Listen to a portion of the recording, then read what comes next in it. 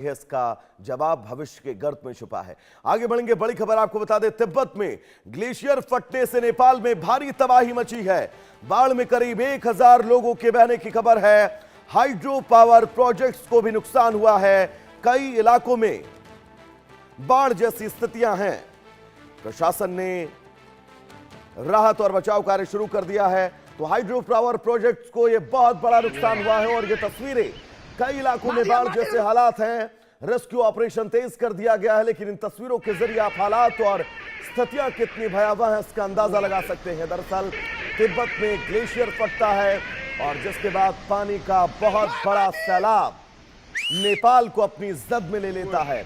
Hydro power project जिसको भारी नुकसान हुआ है, तकरीबन 1000 से ज्यादा लोग दर्शकों लापता हैं।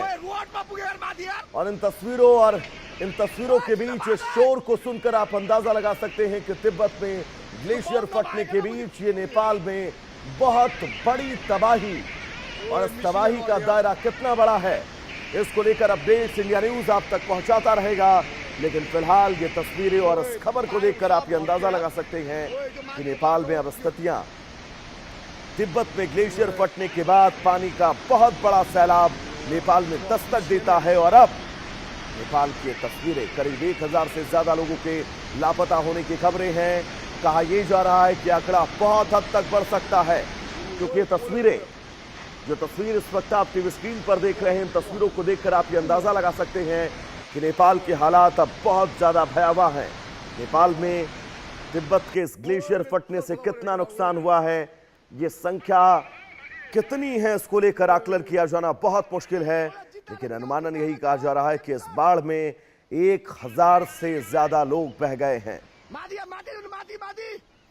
क्योंकि तिब्बत में बहुत बड़ा हिस्सा ग्लेशियर का फटता है, जिसके चलते पानी का बहुत तेज सैलाब नेपाल की सरजमी में दस्तक देता है। और ये तस्वीरें, इन तस्वीरों के जरिए इस पानी के प्रवाह, पानी के वेग की भयावहता को आप समझ सकते हैं।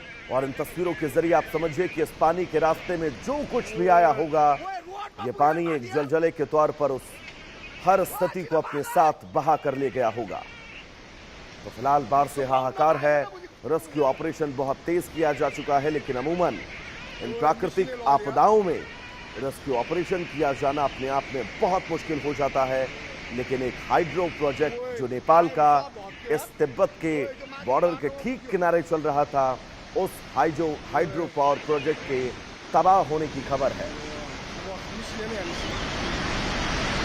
फिलहाल रेस्क्यू ऑपरेशन बहुत तेज कर दिया गया है। तिब्बत से लगती सीमा, तिब्बत में ग्लेशियर फटा और ग्लेशियर का एक बहुत हिस्सा पूरी तरह से पिघलकर नेपाल की सीमा में दस्तक देता है।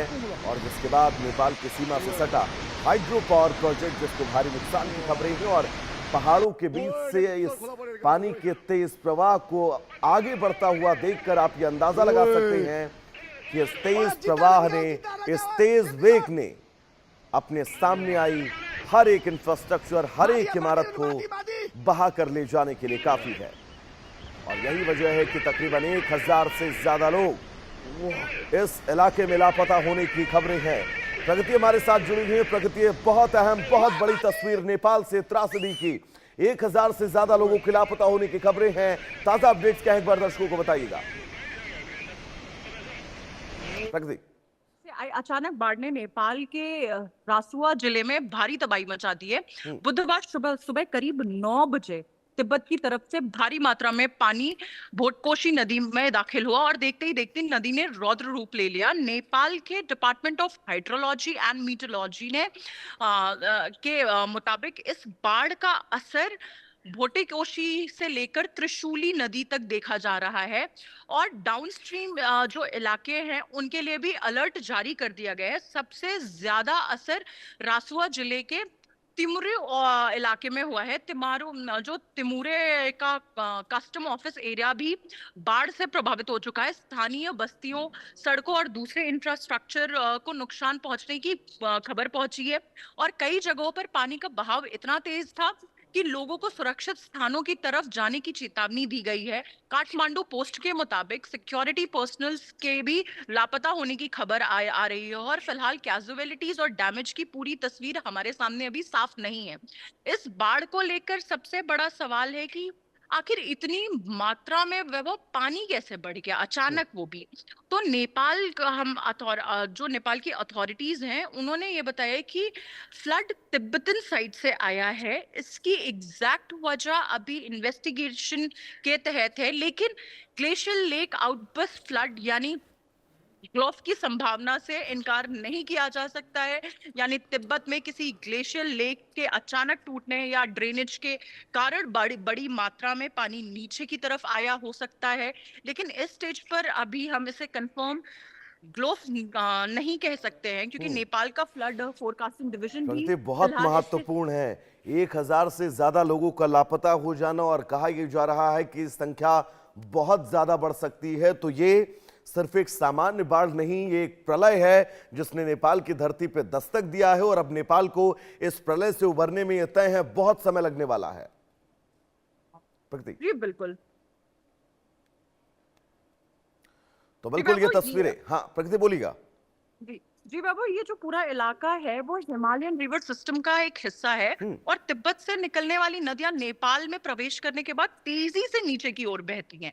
और अगर ऐसे में ऊपर किसी ग्लेशियर या ग्लेशियल लेक से अचानक पानी रिलीज होता है तो डाउनस्ट्रीम कम्युनिटीज के पास रिस्पॉन्स के लिए बेहद कम समय बचता है। और इस घटना का जो असर है वो सिर्फ लोगों और घरों तक सीमित नहीं रह गया है, नेपाल के इलेक्ट्रिसिटी इंफ्रास्ट्रक्चर को भी बहुत बड़ा नुकसान हुआ है।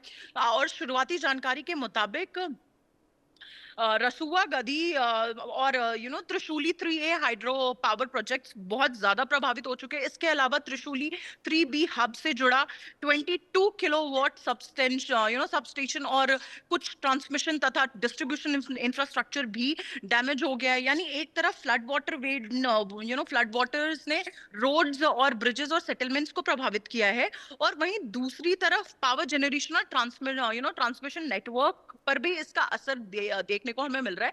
और नेपाल इलेक्ट्रिसिटी अथॉरिटी ने भी टेक्निकल टीम्स अफेक्टेड एरियाज में भेज दी गई हैं और डैमेज असेसमेंट तथा रिस्टोरेशन का काम शुरू कर दिया गया है। हालांकि अथॉरिटीज का कहना है कि नुकसान अभी पूरी उसकी तस्वीर सामने नहीं आई है, उसका पूरा जायजा अभी लेना बाकी है। और सबसे बड़ी समस्या अभी जो लोगों की है वो है डाउनस्ट्रीम एरियाज की और वहां पे रह रहे लोगों की, क्योंकि नेपाल के डिपार्टमेंट ऑफ हाइड्रोलॉजी और मीटोलॉजी ने रसुआ और नोवाकोट के साथ साथ दादिंग और चितवान के लोगों को भी सतर्क रहने को कहा है। और बिल्कुल प्रगति, जो तस्वीरें हम लगातार अपने दर्शकों तक पहुंचा रहे हैं उन तस्वीरों को देखकर हमारे दर्शक ये भली भांति समझ सकते हैं कि ये तेज प्रवाह जब आगे बढ़ा होगा तो अपने रास्ते में पड़ने वाले हर एक इंफ्रास्ट्रक्चर को तबाह करता हुआ आगे बढ़ रहा होगा। क्योंकि आप देखिए एक बड़ा टावर जो है वो मोबाइल टावर है या फिर फ्रिक्वेंसी टावर है, वो टावर जब इस पानी की जद में आया तो ये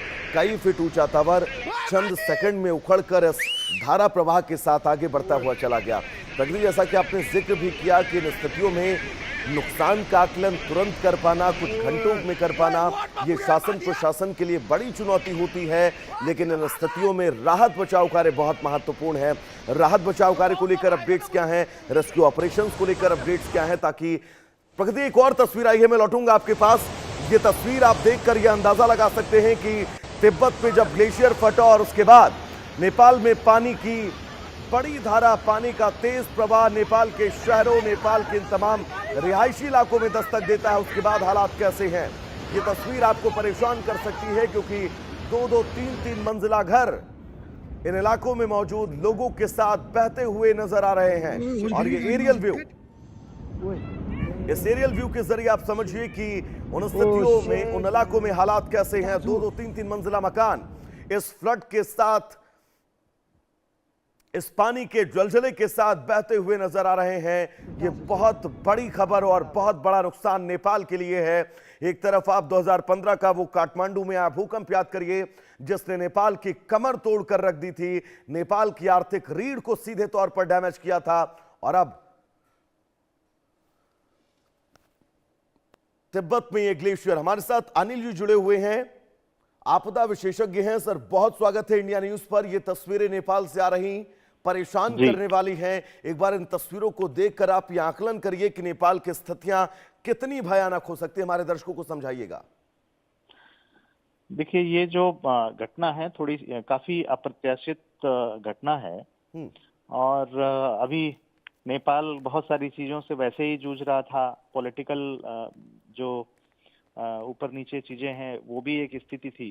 एंड जो वहाँ पे जो वल्नरेबिलिटी है, पर्टिकुलरली पहाड़ी इलाके में जो लोग हैं, और उसके साथ साथ जो रिसेंट इंफ्रास्ट्रक्चर डेवलप हुआ है, उनके लिए भी इसमें काफी नुकसान के चांसेस ऐसे लग रहे हैं।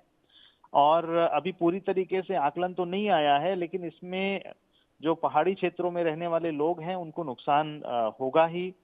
और इसमें एक बात ये समझ में आती है कि जो हमारे जो ग्लेशियर्स हैं, उसमें कुछ ग्लेशियर्स ऐसे हैं जो वल्नरेबल उसमें आते हैं, लेकिन स्थिति ये होती है कि उनको जानने के बाद भी हम कुछ कर नहीं सकते हैं, क्योंकि उनको जो एड्रेस करने के तरीके हैं उसमें हम मतलब प्रिपेयर्डनेस की बात तो हो सकती है, लेकिन अगर वो ग्लेशियर फट गया तो उसका जो नुकसान होता है उसमें समय बहुत कम लगता है, और इतने कम समय में लोगों को वहां से बाहर निकालना ये थोड़ा सा असंभव हो जाता है।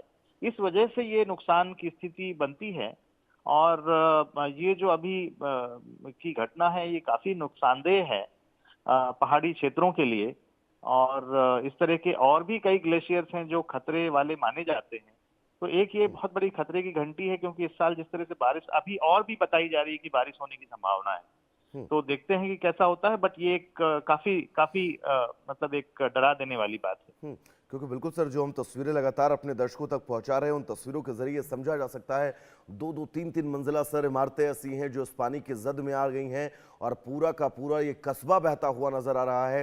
एरियल व्यू के जरिए भी हम दर्शकों को अपने तस्वीर दिखा रहे हैं सर कि कैसे इन स्थितियों के बीच हालात बिगड़ते जा रहे हैं। इस बीच एक और बड़ी खबर